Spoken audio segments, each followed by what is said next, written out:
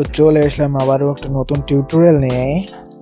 তো আজকের টিউটোরিয়ালটা খুবই উপকারী হবে আপনাদের জন্য। তো প্রথমে আমরা একটা ছবি কপি করে নেব। কপি করার পর ক্যানভাতে একটা ট্যাব ওপেন করে সেখানে পেস্ট করে দিব। তো পেস্ট করার পর আবার ছবিটাকে আরেকটা ডুপ্লিকেট করে নেব।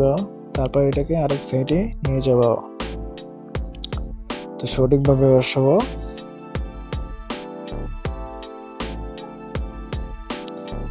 এখন আমরা এই ট্যাবের ব্যাকগ্রাউন্ডে কালারটা চেঞ্জ করে দিলাম। তো আপনারা কালারটা চেঞ্জ করে দেবেন। চেঞ্জ করার পর এখানে ছবিটির ব্যাকগ্রাউন্ডটা রিমুভ করে দিবেন। উপরে পিজি রিমুভার একটা টুলস আছে, সেখানে ক্লিক করে আপনারা ব্যাকগ্রাউন্ডটা রিমুভ করে দিবেন। দেখেন সুন্দরভাবে কিন্তু ব্যাকগ্রাউন্ডটা রিমুভ হয়ে গেছে। তো এখন আমরা ছবি দুইটাকে ছোট বড় করে সাইজ মতো করে বসিয়ে নেব। তো এই ছবিটাকে এই সাইডে বসিয়ে নিলাম এবং যেটার ব্যাকগ্রাউন্ড নিয়োগ করেছি এবং সেটা আবার বসিয়ে নেব। তো ছবিটি কিন্তু সুন্দরভাবে বসিয়ে নিয়েছি।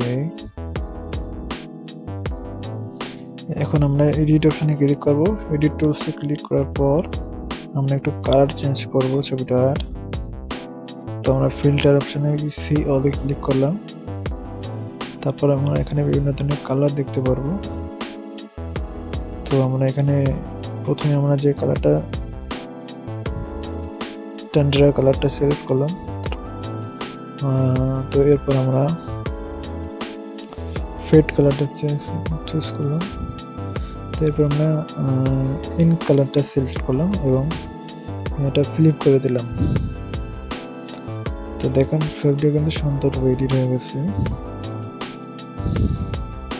তো এটাই ছিল আজকের টিউটোরিয়াল। যদি ভিডিওটি ভালো লেগে থাকে অবশ্যই চ্যানেলটাকে সাবস্ক্রাইব করে পাশে থাকবেন। ধন্যবাদ। তো নতুন নতুন টিউটোরিয়াল পেতে অবশ্যই আমাদের সাথে থাকুন।